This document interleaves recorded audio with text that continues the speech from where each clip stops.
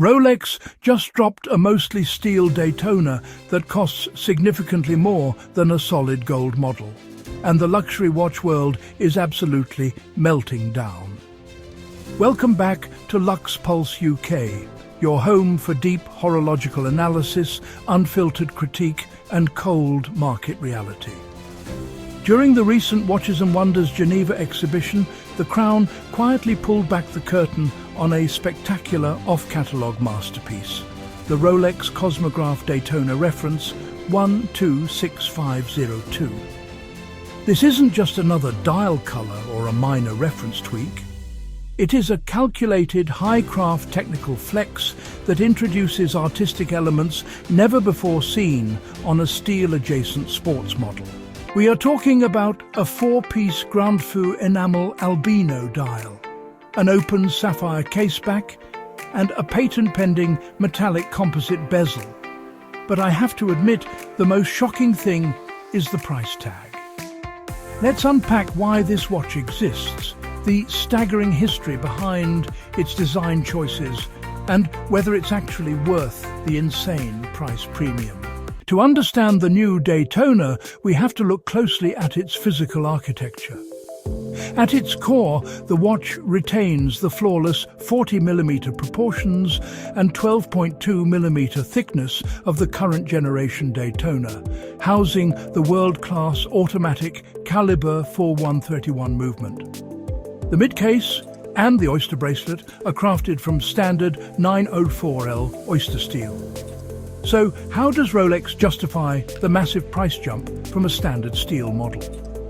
The secret lies in the word Rolesium, Rolex's proprietary term for marrying rugged steel with ultra-precious 950 platinum. To be completely direct, you aren't getting a heavy solid platinum watch here.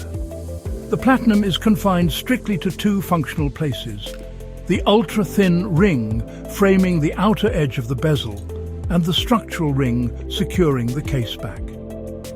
Speaking of the caseback, it features a clear sapphire display window. This makes it only the third Daytona family in modern history to showcase its movement visibly, following the flagship full platinum model and the legendary Le Mans editions. Through the glass, you can see the gorgeous yellow-gold skeletonized winding rotor and the exclusive Rolex Côte de Genève bridge finishing. It's a definitive signal that this watch is being treated like high horology. To fully appreciate why collectors are losing their minds over this release, we have to step back and examine Rolex's historic DNA. Enthusiasts have already nicknamed this piece the new Albino Daytona. Why? Because the dial layout is completely beautifully monochromatic. There are no black sub-dial rings or contrasting registers. In the vintage world, true manual wound Albino Daytonas, like the Reference 6263 or 6265 from the late 1960s, are mythical unicorns. In fact, an ultra-rare vintage albino famously owned by guitar legend Eric Clapton shattered auction records when it sold under the hammer for well over 1.3 million Swiss francs. Then, fast forward to 1988, when Rolex launched its first self-winding Daytonas powered by heavily modified Zenith movements. Very early production runs featured what collectors call porcelain dials. They weren't real porcelain, but rather an exceptionally early lacquer variant that gave the dial an unbelievably rich, milky, three-dimensional depth with distinct text drop shadows. The new 126502 is a direct spiritual successor to those legendary oddities. However, Rolex didn't just replicate the look with a simple coat of lacquer this time. They went full artisanal. Rolex achieves the creamy depth through a pure Grand Feu enamel dial. Grand Feu, translating to great fire, requires fine silica glass powder to be layered by hand and baked in a kiln at blistering temperatures reaching 800 degrees C. It's a notoriously unstable process. One microscopic bubble, crack or warp, and the dial is immediately discarded. The failure rate routinely teeters at 50%. But because this is Rolex, they didn't stop at standard enameling. They engineered a four-piece enamel dial where individual discs are baked onto ceramic plates rather than a metal base before being flawlessly mounted to a single brass structure.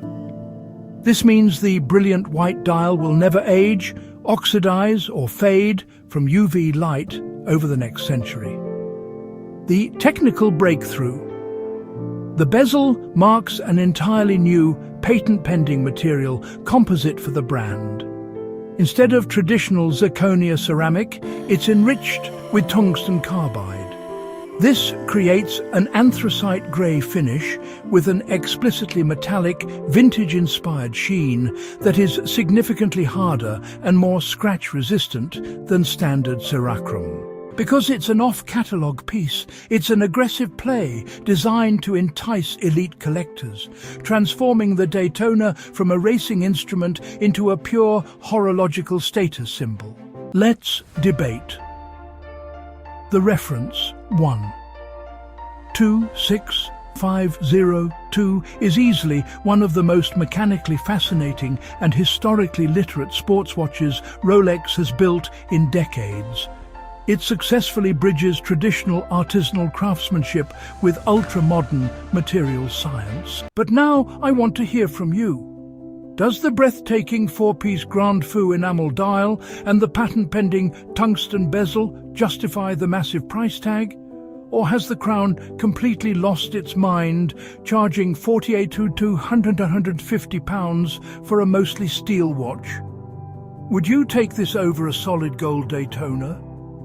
Let's spark a debate in the comments section below. If you want to stay ahead of the luxury market with honest, unfiltered horological insights, smash that subscribe button, hit the notification bell, and leave a like on this video. I'm your host for Luxe Pulse UK. Keep time beautifully, and I'll see you in the next one.